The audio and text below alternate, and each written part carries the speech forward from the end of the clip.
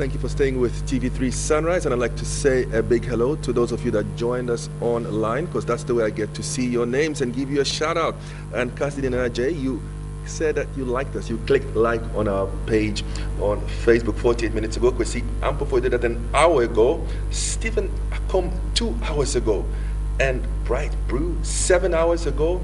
Okay, now let's see. It's about 8 a.m., so 7 hours ago. Whoa.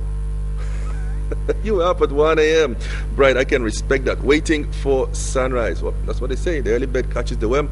I hope you get yours this morning. Right about now, I'm about to delve straight into the topic, and it is lobbying. Now, do you think it's a good thing or a bad thing? And good and bad for whom? Does it impact the integrity of the one or the ones doing the lobbying? Does it impact the integrity of the one who is being lobbied? Or does it impact the integrity of the one for whom the lobbying is being done? And I'm looking at the appointments of ministers in the current government. To put it in simple language, if someone were to lobby for you, to have you appointed as a minister or a deputy minister for a particular ministry, would that be good for you? Would that be good for the one or the group doing the lobbying?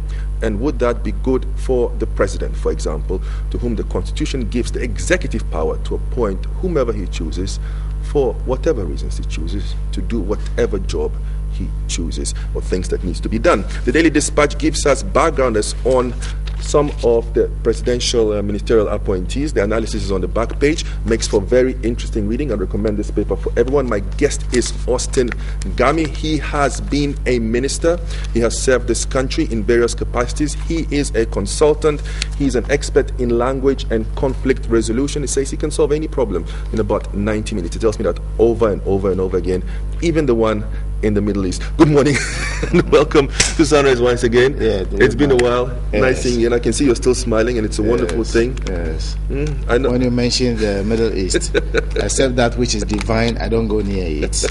But, except the divine. Precisely so. So if the MPP and NDC decided to pull out of the Supreme Court and give the case to you, could also solve it. That is not a big issue at all. It's just something that is to satisfy their own feelings.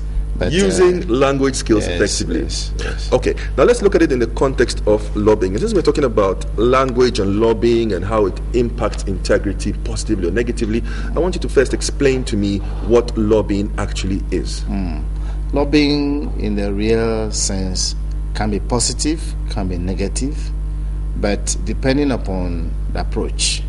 If you go lobbying for someone, to sort of like he's going on now to get an appointment in government circles, there may be nothing wrong with it. The method you apply will be hard to be used to judge. If it should come into the media as a kite without people realizing what it is, fine, it may be fine to some extent. But if it should become a little bit, it should degenerate into violence, it should degenerate into name-calling, into pulling down somebody for your own personal ambition, and so forth and so on, then you are going off course. You are crossing the Rubicon, and it's not positive, it's not helpful, it's not what should be done. Why is it called lobbying at all? I mean, why is it given that name? Is it because people stand in the lobby or in the corridor and wait for someone to pass by and say, "Excuse me, can I speak to you for 1 minute?" Yeah, it's an American way of going about things.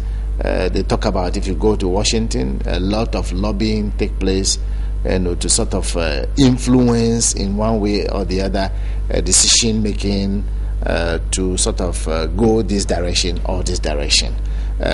Whichever way they do it, appears that those who do not have seats in Washington itself, in their, let's call it their parliament for understanding, definitely what happened there is that because they do not have seats, they will have to be going to and fro, in one way or the other. Perhaps that might influence even calling the name lobby, the way it is. But having said so, generally speaking, you can lobby somebody about a given situation to enable the people you are lobbying for not necessarily the negative or personal benefit that you derive from it, but for the good of the society, for the good of the business, for the good of the nation, if that is the intention behind it. But if it's done negatively with the view that when the person gets there, you, the person who lobbied for him, could have influence over the person for maybe contracts, for other related matters, then that is where the negativity comes in. That is where one day you push the person into a bad kind of situation, and of course the backlash goes to where the president will become the victim of circumstances. Let's look at it in our context. I want to bring two examples up. It has been reported that a delegation of traditional authorities, traditional chiefs and rulers called on the president, are lobbying for the appointment of Honorable Bua to the Ministry of Energy. In another instance, there was a report of youth, a group of youth in Tamale demonstrating, purportedly, to request for the appointment of Honorable Haruna Idrisu to a substantive ministry. How do you see these two reports? How would you evaluate them in terms of the effectiveness of them as lobbying methods, and also the impact that they have on the people that are supposedly being lobbied for and the president who is being lobbied? If I will be lobbying for you in this particular type of case, people will not know that I've gone to lobby for you. People will not know. But let's see the case of the chiefs. Definitely, because of the regional balance inherited in the Constitution of Ghana and in the making of appointments, they do know that definitely somebody or some people from the region will have to be appointed. They have a feeling, and that feeling may not be necessarily right, but whichever way it is, they've done it. The assumption is that because the oil have been found in the Western region, let's get somebody who will be there to protect our interests. But we are not going to have oil only in the Western region. It's reported also in the Volta region, maybe even in a bigger quantity than even in the Western region. But having said so, it doesn't really matter whether the person is coming from the Volta region, is coming from the Northern region, is coming from the Upper West. It doesn't really matter. The manner you go, the way and manner you go about it is what matters. I think the chiefs were doing their best for their people, which is not wrong in itself, but perhaps the way they went about it is what was disturbing. And I think Kofi Amabua himself, Honorable Kofi Amabua, did very well by coming out timely in asking them to refrain from doing that, because that may not be the best for the region and for himself as well. But sufficing to say, I think, in all honesty, that the president had already intended to do something using that particular young man as an instrument for that purpose. But they came out, and that did not stop him from doing what he did. And that's the good part of it. Because the president could say, come on, forget about it. Because if it had been done, it would look as if they've dictated to me, they've directed me, they've forced my hands in doing it. But the man had planned and had intention of doing what he did, because Kofi Amabua had already served in the ministry as a deputy minister. He had a lot of understanding and appreciation of how things are done in that ministry. So it's not going to be difficult having him to do that job. So that which the chiefs did, which may not be bad in its sense, the approach is what matters, and I think it should be taken in that light, and everybody should sleep over it. Well, the first and only comment we've gotten on this topic so far from US is coming to us from Gabby Brown, and it is the act of lobbying ... So people are not sure. To many, looking at it from the side, to the general public, it might look as if the president is being influenced by special interest groups. So, for example, to my lay mind, if I consider the chiefs coming to lobby on behalf of Honorable, okay, I can see here that he's been the deputy minister in charge of petroleum. I know that he's the MP for Elembele, and okay, that's fine, but that is socio-political. The portfolio, though, has a technical requirement to it. The same applies to Haruna. Youth, rallying on his behalf because they think that they want to see him elevated or to see his political career progress. It's all well and good, but what about the technical considerations? And don't you think that these actions by these groups create an impression in the mind of the Ghanaian populace? The president is, as you said, being influenced by purely political activism. Again, from purely professional point of view, influence by itself is not a bad thing. If I'm influenced by God and I'll behave well, beautiful. If someone will influence you and the thing that they influence you about turn out to be positive and beneficial, and if you like, it inures to the total benefit of the whole country, the best. Like I said, Kofi Amabwa, Honorable, is a gentleman, is a young man, he's have the capability. All he needs is to go to the ministry and coordinate activities using the mass available technical expertise at his disposal. But he will not do the job alone. Just like we are here now. Here are people who are managing the situation for you, and you are doing the talking, and I'm contributing towards it. So we, the two of us alone, cannot do anything. There are several people here contributing towards the achievement we want to achieve this morning. Even though you are going to be seen as the one on the set, there are people behind the scene who are doing the real business. The same thing will happen, and I think that is for Kofi Amabwa to go and demonstrate high-level integrity, bringing all the core values to play at the ministry to justify, even if it is lobbying and influence put together by the chiefs, to demonstrate to people that President Mahama is a listener. In another sense, it can be described not only from the negative side of it, he is a good listener, and take into consideration several other factors behind the lobbying and the influence that is brought to bear on it.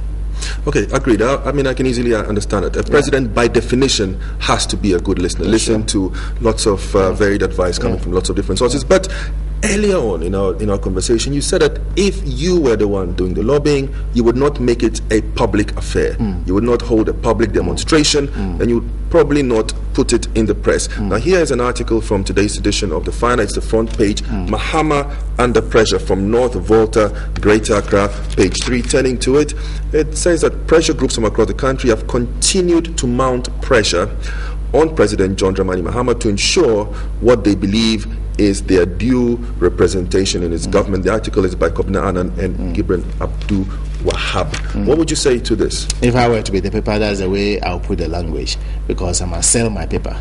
And Ghanaians have grown to like news that is so sensational so far.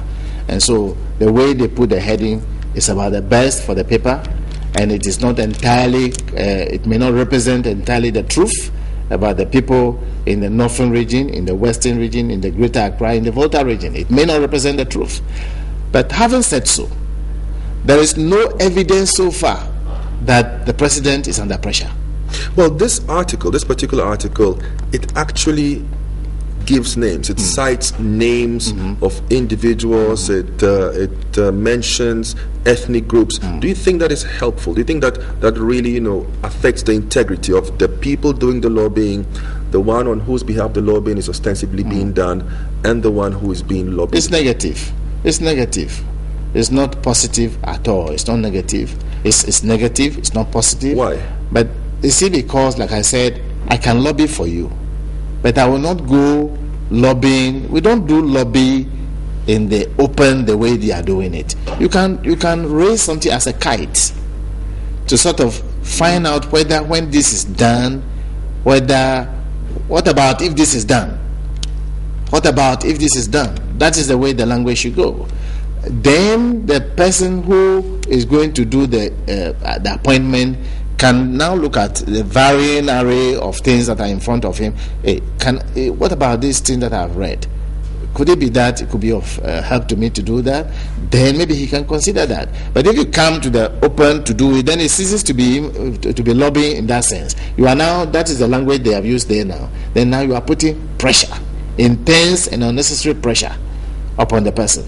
Now, the writers of this article think that last Thursday evening's irate actions by some youth in Tamale, calling themselves the NDC Youth Network for Peace, against what they suspected to be the exclusion of the former Communication Minister, Honorable Haruna Idrisu, from President Mahama's cabinet, was only a dramatization of a worrying trend in Ghanaian politics, where groups now openly call for appointments of countrymen into choice position without any embarrassment. Is that to say that, well, the presidency or the president needs to somehow demonstrate an improved capacity to listen? Because you said it's important for the president to listen to various groups. Now, here is a group that clearly perhaps feels or thinks that it is not being heard or is not being listened to. They have no avenue of addressing or channeling their concerns to the president. I think it's just this is Ghana is a growing concern. Let's call it so. Ghana is not yet the full-fledged democratic nation, as we want to call it. Ghana is not yet the kind of nation that we can describe like America. Ghana cannot be compared to America, physically speaking. Spiritually we may be miles away from them, but physically speaking, I think that, to be honest, Ghana cannot, under any circumstances, be described as a full-fledged democratic nation yet. I will not go with that. And therefore, and judging also the kind of demographic condition we find ourselves as a nation, our educational levels, even people in the ivory tower are having problems. How much more people who are not fully educated? So there can be all kinds of things here in this country, disturbing the kind of peace and tranquility we wish to have. But having said so, the gentleman in question had come out to say, please stop this kind of thing you are going through, because honestly, if you want to put 1, 2, 3, 4 to 10 young people who had served this nation in capacity either as ministers of state or in various other capacities, Haruna is one of the best in the country, and therefore giving Haruna an appointment, they nearly spoil his soup. That's the point. They nearly put sansan into his gari, as our elders used to say. But in the real sense of things, I think it to be, even though there are many others, but Haruna is one of the best in the country, and therefore I do not see anything wrong with people lobbying or influencing for his appointment. It is the mannerism in which they are doing it that is not the best, and I think that this should be a lesson to all of us. We must find a way of stopping it and allow the president and the lobbyists to do the proper lobbying and influence where appropriate. Proper lobbying. Well, I'm looking at the business dictionary, and it defines lobbying as the act of attempting to influence business and government leaders to create legislation, that is laws, or conduct an activity that would help a particular organization. People who do lobbying are called lobbyists. And you were telling me that in the United States, this is a very well developed activity, well defined, it is regulated, it is transparent. In our case, it is still in its infant stages. Where do you see us going in this regard? And how important is language in lobbying, both verbal and non-verbal language? I think what our universities and other tertiary institutions, even right from the secondary school, should begin doing is to teach people and bring to bear, especially the adults who go to learn these things, to understand and appreciate the fact that lobbying will be with us forever. Lucifer tried to lobby 1/3 of the angels in heaven, not on earth, to fight for a seat, one seat which God was sitting on. They want that seat. They influence people, and so influence and lobbying, they can be negative, can be positive. Lucifer's one was completely negative. That's why he was pushed down. And God told us already, he said, woe unto you people who are here. And we have plenty of people in this world who will be doing the lobbying, negative and positive. So when it's happening, people should not worry because there must be influence, there must be lobbying. It will be negative, it will be positive. Well, it looks like most of our viewers want to do this in silence. They want to do what you say. They don't want to do any public lobbying. Yes. But I can see that Obaya Boahima, you joined us 8 minutes ago. You liked us. Thank you very much. Nana Kofi Sapong 10 minutes ago, and Cassidy Nana J about an hour ago, along with Kwesi Ampofo. I'm looking at lobbying. What do you think it is? Is it good? Is it bad? If you compare the way we lobby for positions of authority or perhaps, service, public service, do you think it would help you? Do you think it would help me? Do you think it would help the president? Once again, the definition of lobbying, according to the Business Dictionary, is the act of attempting to influence business or government leaders to do something, to create a law or appoint someone or conduct an activity that would help a particular organization. The term lobbying comes to us from the United States, from Washington. It's almost a profession there. They've got professional lobbyists, and they have various interest groups, and they have access. So if you want to check it out, just put in the words lobbying into Google if you have an internet connection, or keep watching Sunrise. And how was this done in our traditional setting, Mr. Ostingami? How did traditionally, historically, how did various interest groups lobby traditional authorities? What was the process? It's done even in marriage, in the traditional sense. It's done in getting people to occupy stools and skins. It's done in the area of acquisition of land and other related things that will inure to the benefit of that group of people or society. I as a mediator, my father used to be a mediator, and I sit with him, I watch him mediate between elders, between chiefs, between wives, and this is, I was doing marital mediation yesterday, and the whole of Saturday and part of Sunday, I was doing marital mediation between some wonderful families who had some little problem. And I want to say that these things happen in diverse ways. The way they come to you and present their issue influence you.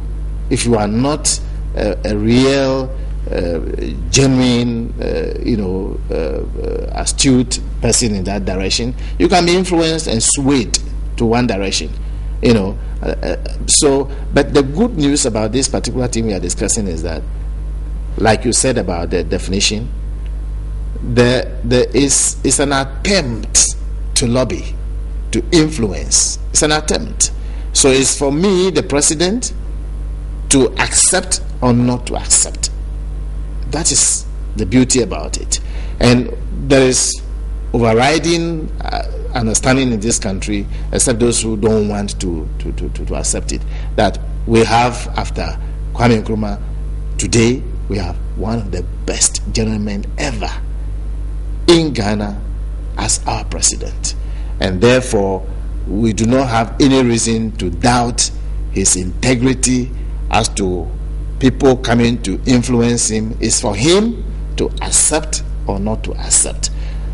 Look at the report and the appointments that have been. For the first time in the history of this country, I stand for correction, we have a physically challenged person, a blind person, appointed as the minister responsible for chieftaincy and traditional affairs. And I know Dr. Dana very well. He is an amazing person, and we will see something wonderful. I think so. I hope so. But the context in which I was asking the question as to how lobbying is done traditionally, yes, according to our traditions, yes, was specifically in regards to how public or how private is the process. Like I said from the beginning, these things are supposed to be done privately. Our elders, I have seen it many times. In back home, because I'm also of age today. You can see from my hair that no, I can't. You look quite young to me. Today, at closing to the age of 64 this year, I can tell you that I have seen and I have witnessed people come early at dawn to sit with my father and lobby him and try to influence him, but because of the way he is, he stand resolute. It's up to you, the one they have come to either take it or not to take it, but they don't do it in the open Our elders do these things on the quiet. They go at dawn. So when people resort to open demonstrations, can we assume that they've tried private lobbying and have not received any kind of response, or the response that they are hoping for? It may not always be true. In 90%, 95% may not be true. They are just themselves influenced by either they have engaged themselves in some kind of talking around the subject matter, and they were hoodwinked one way or the other by the people within their camp, influenced them. If we do this, they will hear us. Because traditionally, not just traditionally, in this country today, when people want to go on strike, they said, oh, if we don't do that, they will not listen to us. So let's do it. They'll listen to us. Even elderly people, knowledgeable people holding PhD, they do that. So it's nothing strange. But I think that is we must begin as a nation to settle and learn and to know that these things may not always be helpful to the people you want to lobby or influence decision makers, on their behalf. It may not always be helpful. There are several other ways of doing something, and so we cannot use just ministerial appointment. Deputy ministerial appointment is not the only appointment in Ghana. They have just appointed Mawina Domo Treba as the acting chief executive of GIPC. That is a big job, like comparable to any ministry job. So it's not only that job that is available. So people should stop it's an honor. I've been in the ministry before. It's an honor, but it doesn't really make sense. Yes. How did you get news of your appointment? Did anyone lobby on your behalf? Did you try to lobby for the appointment that you had in the first instance, the first ever time that you've received a government appointment, ministerial appointment? Let me be very honest with you. I was on my way with one of the chiefs who used to be with government. I've forgotten his name. I think the chief of Agogo, the paramount chief of Agogo, traditional area, Nana Akwaku Sapong. We were on our way as government delegation to a funeral, and as we were going, there was already ongoing strike in the country. So he was asking me, and labor is my business. So I was explaining to him the way these things can be handled. He said, "Oh, you are here and we are suffering."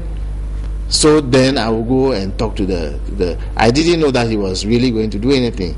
All I knew is that they asked me to see somebody. I went there, they talked to me, asked my views. The next day, I heard on the radio that I've been nominated as a deputy minister to the ministry. I said, oh my God. So that's the way it went. If that is what is called lobbying, then that is proper lobby. Have you ever considered being a lobbyist yourself? I mean, given your background in labor, your knowledge of mediation, and you compared lobbying to mediation, well, almost in our dialogue. Have you ever considered becoming a professional lobbyist? No. I will not do it at all because of the work I do as an impartial mediator. So it's the impartiality that's... Yes. So important. I wouldn't do it at all. Now you said that some of the lobbying that we've seen, especially the open public one, can have negative impact and consequences. Are we talking about friction between interest groups, unrest in the country, and what is the response or the remedy to this? The evidence is clear. It happened in Tamale, and the remedy is that we should first let it not happen. You can lobby, you can go influencing people to try and consider someone attempting to lobby and to influence. Fine, there's nothing wrong with it. If you do it that way, but you do it having in mind that there are several other people in the same region, in the same district, in the same constituency, and therefore you put the two things on and say, look, what about if you look at this fellow? You see the way I put the language. What about if you consider this? So you're not saying that do it my way. That one is like a coercive approach to things. Do it my way or let the country collapse. Let me be the one here, or then you are behaving like Lucifer. God, get out from the throne and let me sit down. Do it my way, or that is no longer lobbying. No, it's no lobbying. It can actually work against. You are pressurizing, you are coercing, you are causing friction and trouble. You've crossed the line. That is not the way to do it. We must do it in a sensible way, and it will help people. And those who have been influenced for, and the president in diverse ways considered it and given them the opportunity, they must go there with the core values to enable them to be able to bring their integrity, their professionalism, their service to the nation to bear on the mission of the nation, the mission particularly of the NDC government and the president, so that they will be able to achieve that, the vision of the nation at the end of the day. That is where we must get to. Bright Ofori, well, he joined us 2 minutes ago. At the end of our dialogue, he's asking what brings about lobbying. Well, that's a really interesting question. But I can see that we need to give this a bit more time, Bright. And, 5 minutes ago, you said, well, lobbying, you're still thinking about it. Well, say, Masaya, Mami, Akosha Poko, you said you wonder why Ghanaians want to associate. Okay, that's a cool one. Gabby Brown, thank you once again. I've been talking to Honorable Austin Gami. He has had experience serving the country in various capacities, ministerial, non-ministerial. He is the founder of the Gami and Gami Academy of Mediation. People using language skills effectively. The Pulse Institute is also one of his trademarks. He says that he can solve most conflicts through alternative dispute resolution or appropriate dispute resolution methods that he calls the use of language effectively in, well, less than a day.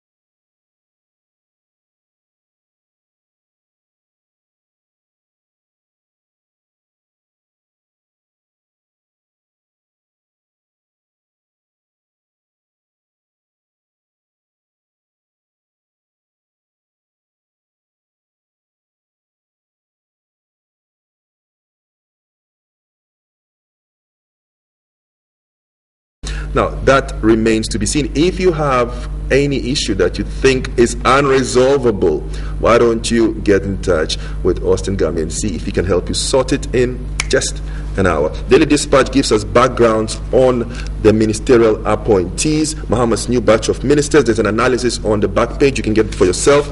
The final says Mahama under pressure from North Volta and Greater Accra. Well, here are some photographs as well of some of the personalities in the story. Once again, you can get yourself a copy of either of these publications. I want to say a big hello. 50 years ago, on this day, Monday, the 21st of January, 1963, 50 years ago, Richard A. Taki, the man responsible for all the lights on Sunrise, you were born. So happy birthday, Richard. I'll be singing you a happy birthday song with Jay Nice. But right about now, we're going to go for a short commercial break. I'm looking forward to all your posts, especially when it comes to road safety and the visually impaired. Keep watching Sunrise. We'll be right back.